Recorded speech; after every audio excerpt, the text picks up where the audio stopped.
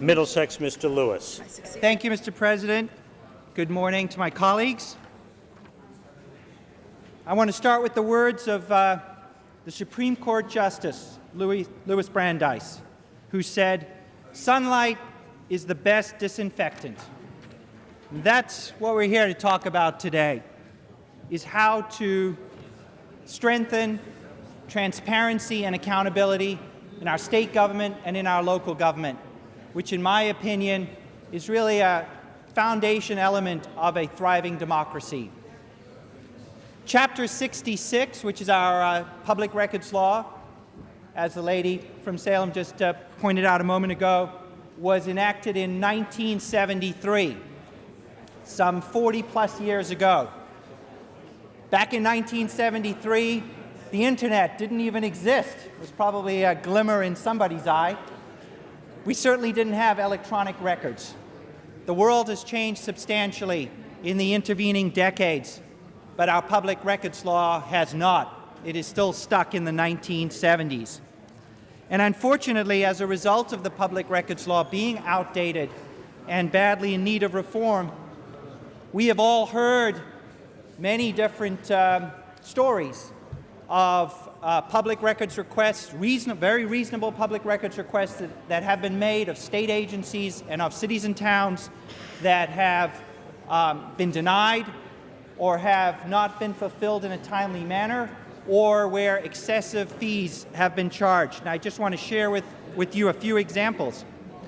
The Bay State Examiner was asked to pay over $700 in a non-refundable research fee, put that in quotes, by the state police to determine what the actual fee for a records request would be. The Boston Globe was asked to pay $40,000 for a spreadsheet containing a list of previous public records requests that had been made. That was also the state police. An editor of a Somerville news blog sent a request to city officials for information about parking tickets and the city's response to citizen complaints. And he was told that in order to receive those records, these are public records, it would cost him more than $200,000. Needless to say, he didn't have $200,000 to get that public information.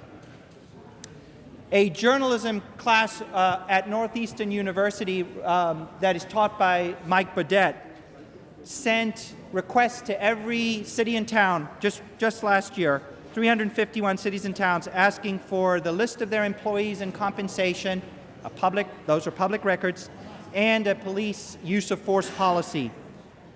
58% of our communities did not respond within the 10 days that is written in current public records law. 14% never responded at all to one or both of those requests. 25%, fully one quarter, took 40 or more days to respond to those requests. And the amount that was charged was all over the map, from nothing at all the way up to over $1,400. So there was no consistency in the responses. And the last example I wanted to give was in March last year. Fortunately, this winter we're experiencing is very different from last winter, but how can we forget the snowmageddon that we experienced and what happened to the MBTA, which was basically shut down. The news media asked the MBTA for copies of emails between two top MBTA officials during just a 5-day period when the MBTA service was so dramatically impacted by winter storms. Again, that's a reasonable public records request.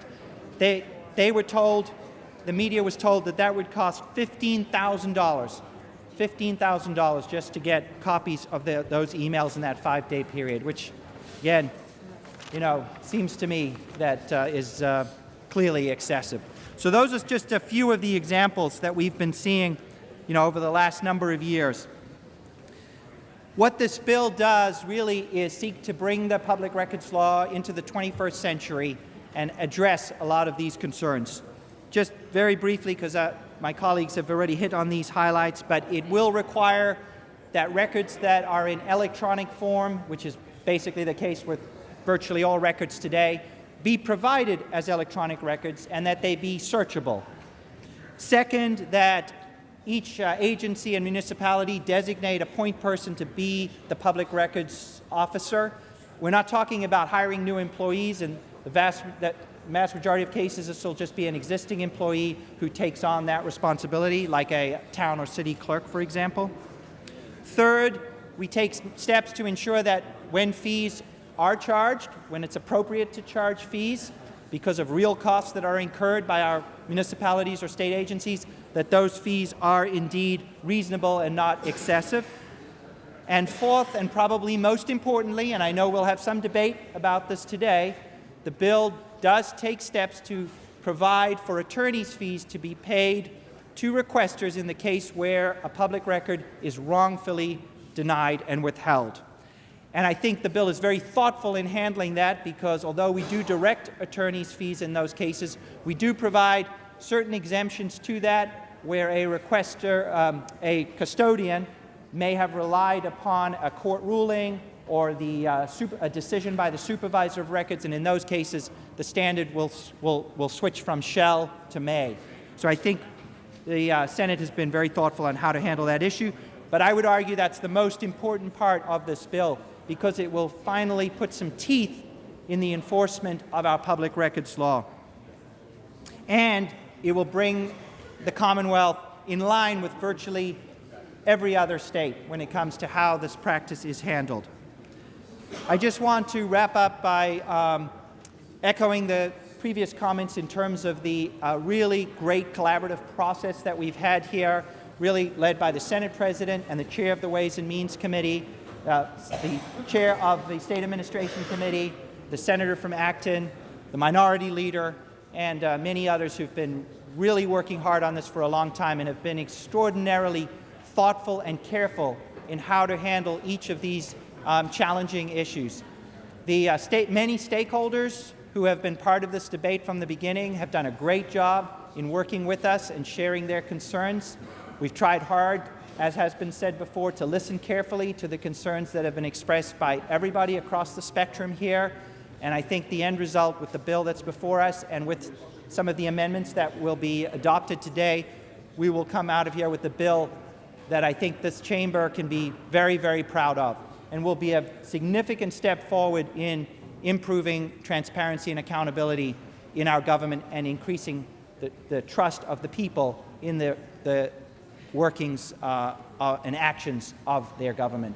So I want to thank you all again for your work on this bill and ask for your support on this piece of legislation. Thank you, Mr. President.